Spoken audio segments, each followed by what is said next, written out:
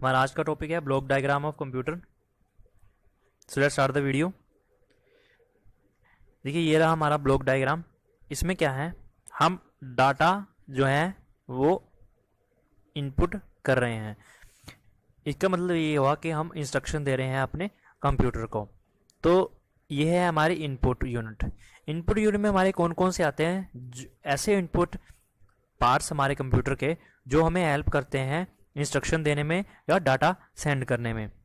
अब ये इनपुट कौन कौन से हो सकते हैं, जैसे हमारा कीबोर्ड हो गया या फिर माउस हो गया। ये सारे जो हमारे कंपोनेंट्स होते हैं, ऐसे कंपोनेंट्स जो डाटा भेजने का काम करते हैं, उन्हें हम कहते हैं इनपुट यूनिट्स। तो ये सारा जो है वो डाटा भेज रहे हैं इनपुट के थ्रू। तो सबसे पहले यहाँ से जो ये डाटा जा रहा है, ये जाएगा सबसे पहले प्राइमरी स्टोरेज में। यहाँ पर प्राइमरी स्टोरेज के बाद ये जाता है इस यूनिट में, जिसे हम कहते हैं हमारा सीपीयू। अब सीपीयू पे ये सारा काम करेगा, हमारा डाटा जो भी हमने भेज रही है, हमारे इंस्ट्रक्शन जो है काम करेंगी। फिर इसके बाद यहाँ से जब हमारा काम पूरा हो गया तो हम इसे अपनी स्टोरेज डिवाइस में भेज देंगे, सेकेंडरी स्टोरेज डिवाइस जो भी हमारी है वहाँ पर। या फिर अगर हम अपना वर्किंग जो काम कर रहे हैं तो हम इसे यहीं जो है थोड़ी देर के लिए स्टोर करके रखेंगे। लेकिन जैसे हमारा काम खत्म होता है उसके बाद हम इसे स्टोरेज, सेकेंडरी स्टोरेज में जो है वो ट्रांसफ़र कर देते हैं। ये जो दोनों हैं इन्हें हम कहते हैं प्राइमरी और सेकेंडरी स्टोरेज को हम कहते हैं स्टोरेज यूनिट्स। और हम कंट्रोल यूनिट और ALU arithmetic and logical unit को हम कहते हैं CPU। अब यहाँ पर सारा डाटा प्रोसेस होने के बाद जो हमारा नेक्स्ट प्रोसेस है वो है आउटपुट। फिर उसके बाद वो हमें आउटपुट जो है वो शो करता है। और ये आउटपुट क्या होती है, इन्फॉर्मेशन। डाटा क्या होता है, एक रॉ मटेरियल होता है जिसके बारे में अभी तक हमें कोई नॉलेज नहीं है। वो हम अपने इनपुट डिवाइसेस के थ्रू शो कर भेजते हैं हम अंदर। फिर वो जाता है प्राइमरी स्टोरेज में। प्राइमरी स्टोरेज में जाने के बाद वो सारा अपने जाता है सीपीयू में। सीपीयू में सारा डाटा प्रोसेस होने के बाद फिर हम उसे जो है स्टोर करते हैं अपनी स्टोरेज यूनिट में, जो हमारी होती है सेकेंडरी यूनिट। फिर ये इनपुट आउटपुट डाटा जो हमें है वो इन्फॉर्मेशन प्रोवाइड करने में हेल्प करता है।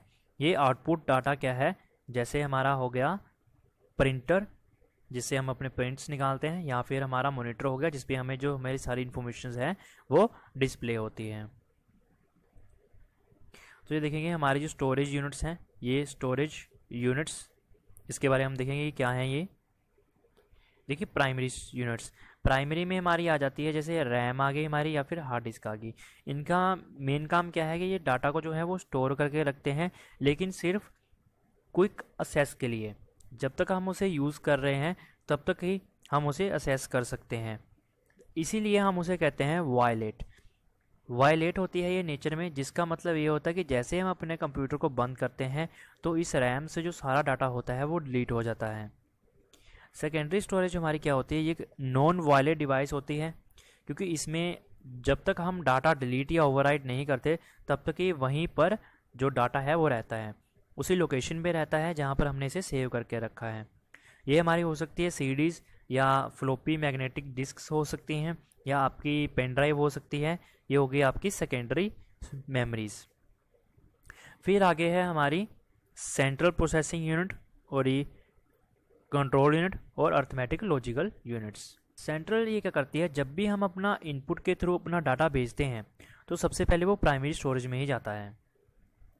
अब क्या होता है, इसके बाद हमारा काम शुरू होता है ALU का। ये उस डाटा को प्रोसेस करती है, उसे जो हम इंस्ट्रक्शन दे रहे हैं उसे वो परफॉर्म करती है और दोबारा वो आउटपुट देती है रिटर्न में, बैक में। मतलब ये सारा डाटा प्रोसेस करना, इंस्ट्रक्शन जो हम दे रहे हैं उन्हें परफॉर्म करना, ये सारा काम हमारा ALU के थ्रू किया जाता है।